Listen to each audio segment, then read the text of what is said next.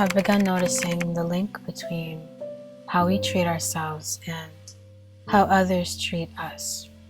I've naturally been exploring my more masculine energy, and one way in which I have been playing around with this is in the area of relationships. I'm learning to be more forward and to initiate contact more.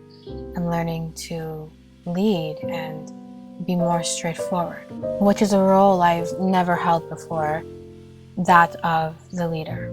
Standing in this new position, it's only natural to face degrees of rejection and disappointment. And when that happens, I may begin to feel small, hopeless, ignored, and unwanted. But then I remember something. If everyone is you pushed out, then what would happen if I began to pay myself a little bit more attention? What would happen if I showed myself abundant love? What would happen if I loved myself in the way I would hope the other to love me? Wouldn't everyone in my field, wouldn't everyone in my world, including my potential love matches, confirm these changes through their own behaviors? My answer to these questions, based on anecdotal proof, is yes. And tell the truth.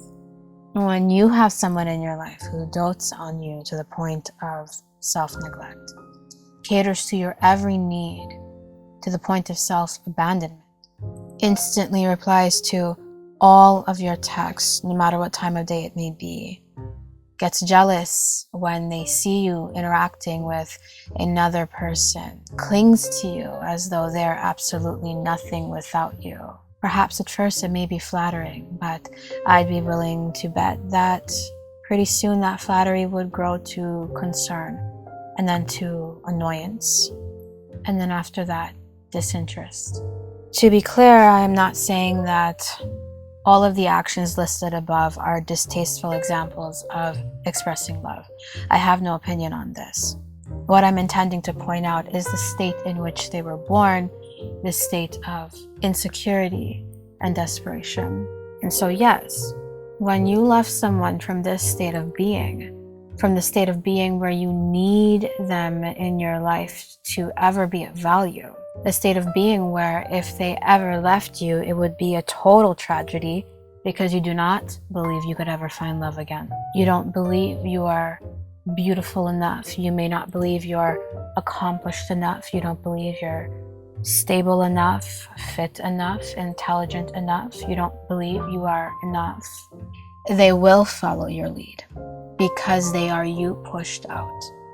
They will see in you what you see in you, and they will run because you run from yourself. Stop chasing the ones you want and stand still. If you are tired, take care of yourself. Learn about yourself. What within you would you like to improve upon, change, or heal? What about you do you genuinely love and appreciate?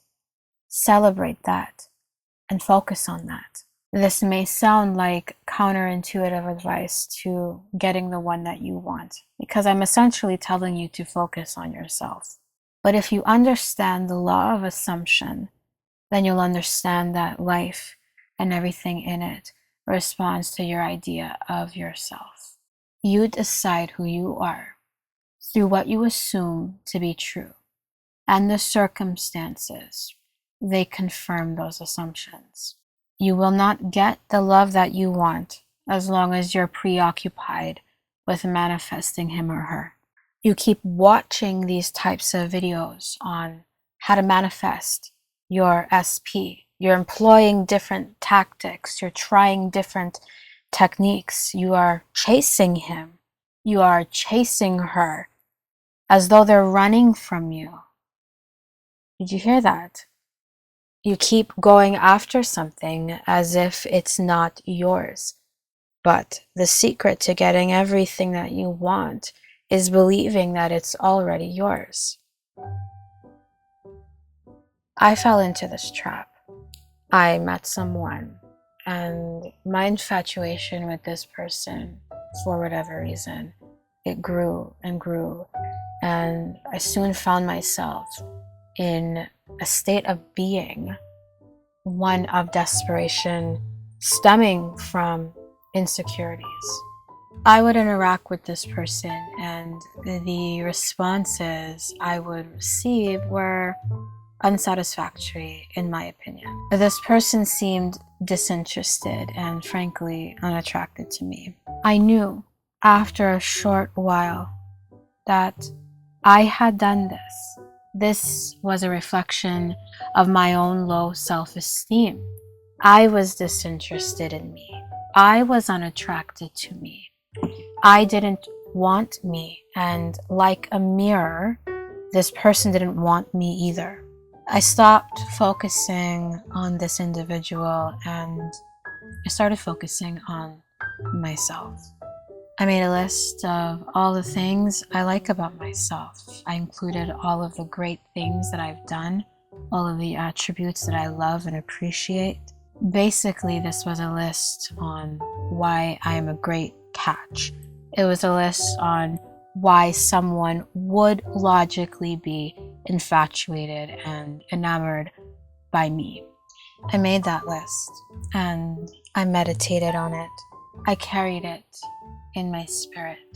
I changed my state of being from someone who needs to claw her way into the heart of another to the state of being where that individual and any other one would be happy to be in my presence.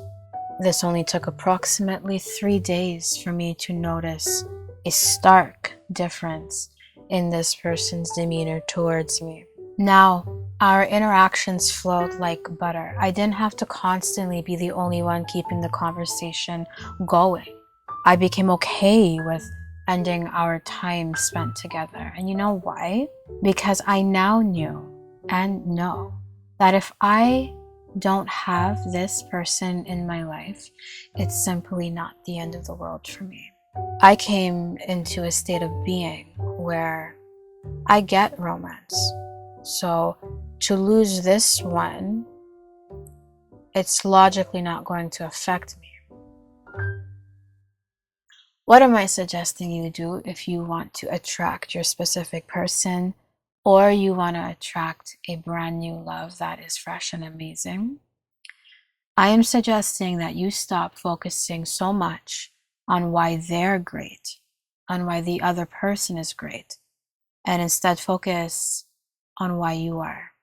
Do what I did and literally make that list of all the reasons why you are a catch, of why you are phenomenal. Take it one step further and keep that list just so you can add to it regularly.